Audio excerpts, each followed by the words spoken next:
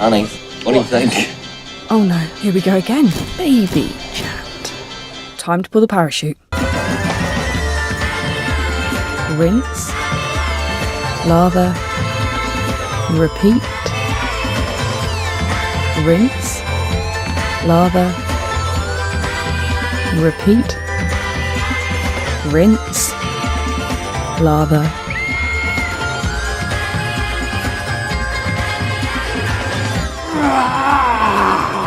Repeat.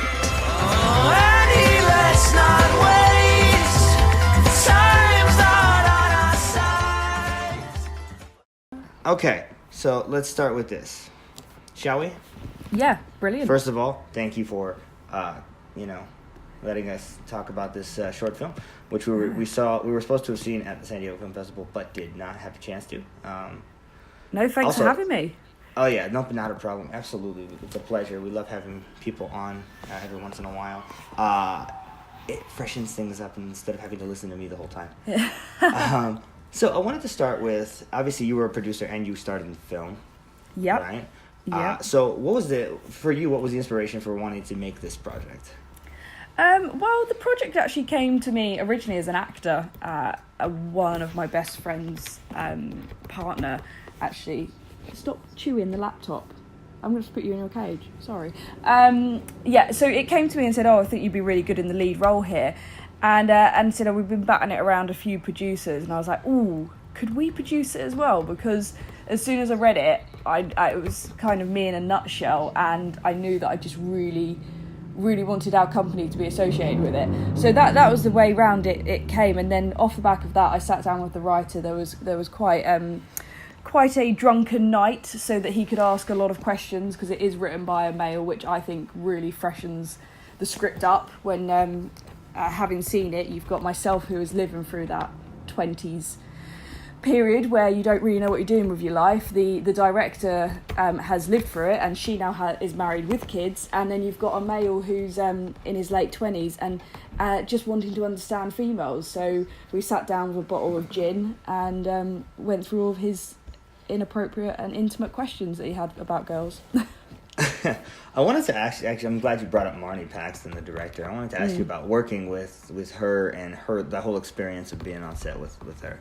Marnie is a dream. She's like a big sister to me. We actually met her on the short film we did before Edith, which was a biggie, and she was on set as a script supervisor, and then just because of the early starts and you're travelling so much together, just started chatting, and she said, oh well, I've always wanted to write and direct, and then whilst me and Chris were drunk, we were like, oh, let's send it to Marnie, and Marnie grabbed hold of it. But as a script supervisor, she's been the right-hand woman to so many directors, including like Tom Harper through War and Peace and all of that.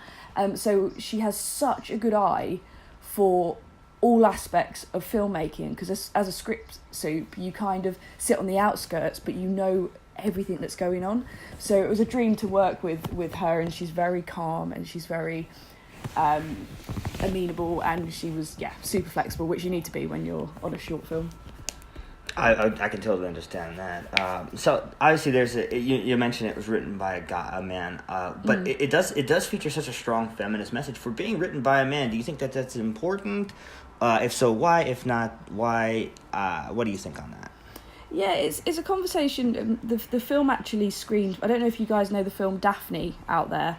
It's a British film starring Emily Beecham, and it's about a period of one woman's time, again in her early 30s, and just trying to make it in life. And that was written and directed by a man, and a few people had comments about that.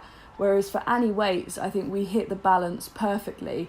Don't get us wrong, myself and my business partner, we would burn our bras at any given chance and to support women power.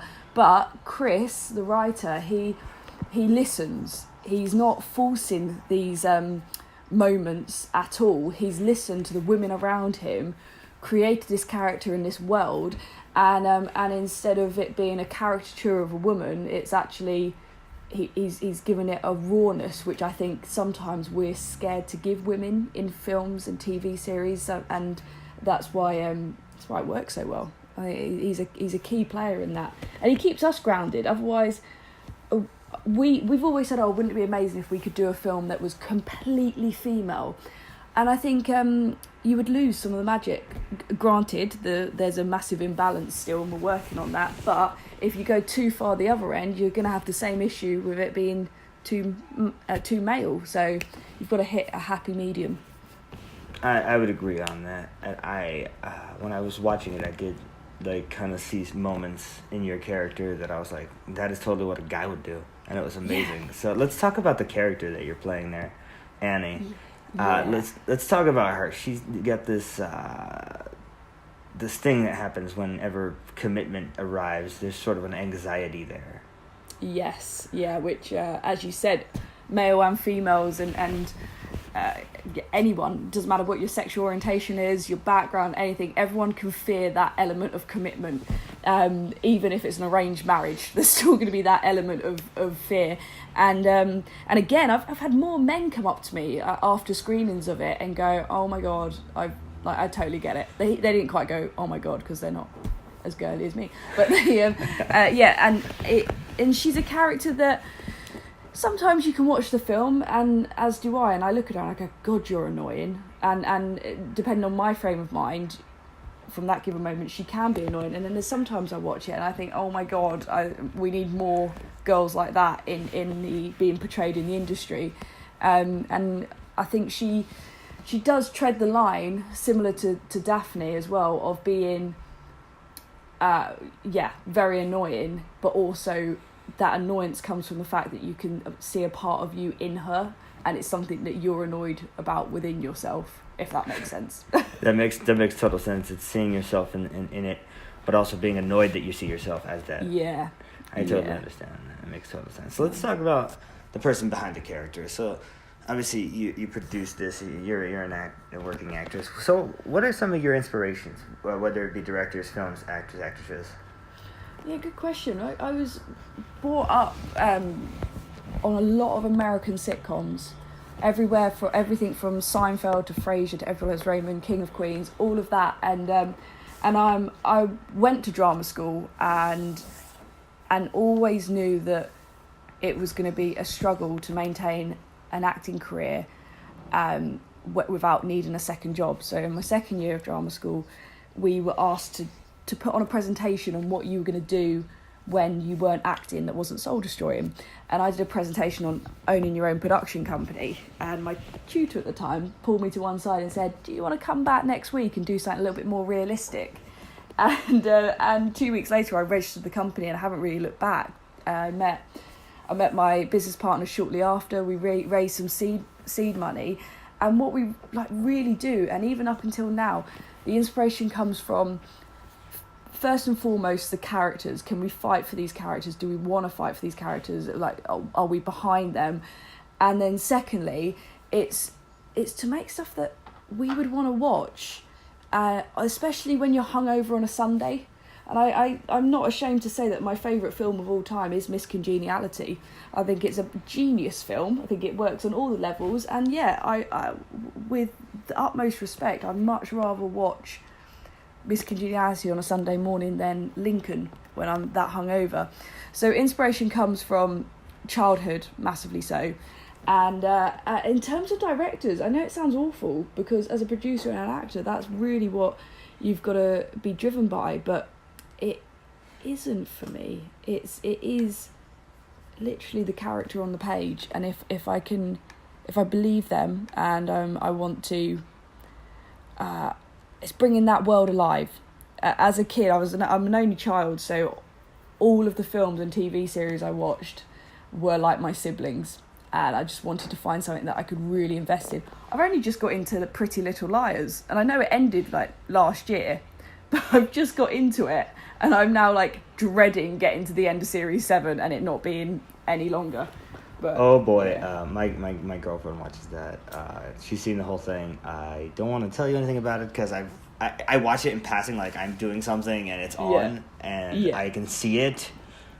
I am not a fan, but I don't think I'm the target audience. So no, maybe not, and I don't think it's a bit like Riverdale. I don't believe I'm their target audience. I think they're aiming for like late teens, and I'm sadly not that anymore.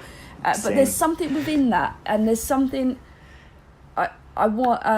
So for me, it's not really down to what a normal actor or producer should say. If my business partner was here, she'd give me a clip round the ear because it always starts with script.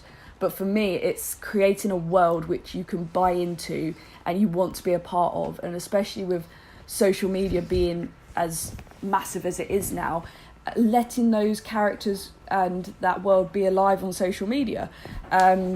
Because again, if you are a kid and you're either quite lonely, you're going through adolescence, or even if you're older and you just need that comfort. And that's what I love about this industry, is it gives you an opportunity to escape. And I don't care where I'm escaping to, as long as you keep me gripped throughout that period of time. I like two things that you said there specifically. You said that the most important thing to you is script, and I could not agree with you more on that. I think that, I agree with the Hitchcock theory that if you don't have a good script, you don't have a good movie. Yep. I totally agree with you on that, and I think that there was no correct answer to that. The answer to that I've always gotten have been always very diverse and very widespread depending on whom we're talking to. And I think that the answers you just gave me really are a good juxtaposition to what we saw on screen in the short film. Because if you look at something like Miss Congeniality, it's very popcorn. There's not much. Yeah. There's not much to it. But you're right. It is probably good for a hangover. I have no idea though. I don't partake. Yeah. But my favourite serious film, if you want to call it that, is The Hours. The script in that, the female characters and everything within that is a superb film, which I won't watch over and over again because part of me doesn't want to ruin that magic of that film because it's shelved in a different part of my brain. But you only also have to look at Pitch Perfect. Or, maybe more your target audience would be Fast and Furious or the Marvel films. Definitely not. Definitely not. No, we've had numerous arguments with the people who like comic book movies. We've had numerous arguments about this. Yeah, see, now I think that is like a popcorn movie. Definitely. Because it's a franchise. Whereas if you look at not Miss Congeniality, but Pitch Perfect, that... I can't... They've just hit the nail on the head. And apparently, I haven't seen the third one yet. The first one was incredible. The second one, it was kind of like they listened to their audience too much. And they had maybe a little bit too much money. Because they were trying to tick all of the boxes that the fans wanted. And then I think they've brought it back round. But then that stems from the adaptation of a book. And that's a whole different kettle of fish. If you've got that...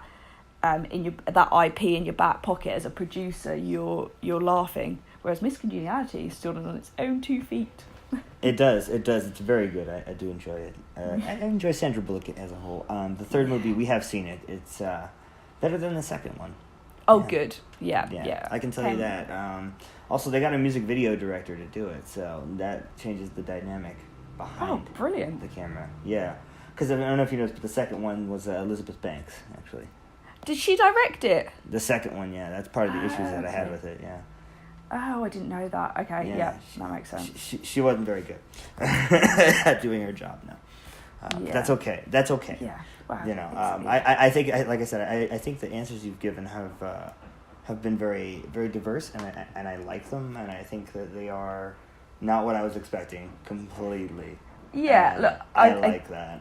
Good, because I think it's a little bit too easy to go down a route. I mean, I could tell you what I studied at drama school. I could tell you the numerous times I've rolled around in a leotard to reach my character within, and Stanislavski and Meisner and all of that. And they helped. They really helped build the foundations. But the more and more you get into this industry, the more and more you realise that you've just got to trust that skill, whether it's within producing or acting, is within you automatically. And then you've got to look and realise you're part of a commercial machine, and you've got to realise what does your audience want, and it's not actually all about you. And even though directors can sell films and actors can sell films, I've always been of the mindset is I would rather give, like we did with Marnie, someone new a shot, and Chris, who's a new writer, off the back of Annie Waits, not only have they won awards, they've been picked up by a major agent over here. And that's what I'm more interested in. I don't care if you're the biggest director or the most well-paid writer out there. If I don't get along with you and I don't like you as a person, I don't want to work with you, because this industry is tough enough as it is without trying to find, without making it more difficult for you to work on a project. Okay, and so that basically just gave your mini productions a manifesto right there. That is awesome. Yeah, that's a great manifesto to have. That's a great. Yeah, I did want to point out two things just now. Okay. This interview is longer than the film. Yes. So far, and secondly, if audiences wanted to see it and haven't seen it, where can they find it, and why should they go see it? So it's not out on public release at the moment, but if they are desperate to see it after seeing the trailer, I can send private links. It will be released maybe Valentine's time is what we're thinking. So then that will be released on, we've got online distribution deals lined up, and we'll have it streaming from Vimeo as well, so I can send you that. And why should they go and watch it? Because it will make you feel better about yourself. Because regardless of whether you're in the happiest relationship and you're settled down and you've met the one, or you've just come out of a breakup, there is going to be a line or a scene that you're going to go, yeah, that I resonate with that, and I thank God that I'm not the only one that feels that way. Oh yeah, no, I don't think you are at all. I think that's going to be a universal feeling throughout, based on my experience with it. Because after I thought, I was like, oh man, this has some cool stuff in it. There's some good messages in here. That was some good acting. Those poor guys. Also, watch it to see the tiger. That's always a crowd pleaser. Yes, I could understand that. Among many other things that could be considered crowd pleasers in the film, but, the acting and such like that. Yeah. Thank you for allowing us to take 15 minutes of your day. We really appreciate that. Anything else you want to tell the audience on the way out? Well, I'm going to be shooting another short film out in LA, so I'm going to be in that neck of the woods. Maybe not as far as San Diego, but you're based in San Diego, aren't you? No, you're New York. Las Vegas, of course you are. I might have to do a trip to Las Vegas then when we're shooting this. We are off the back of Annie Waits. Some opportunities have come up in the States, so we're going to be shooting another short in LA in summertime. Well, so keep us posted. Let us know how it goes, and if you need us there, we're there to give you some promotion. Excellent. Thank you. Thank you. It's so nice to finally chat to you. Of course, it's my pleasure.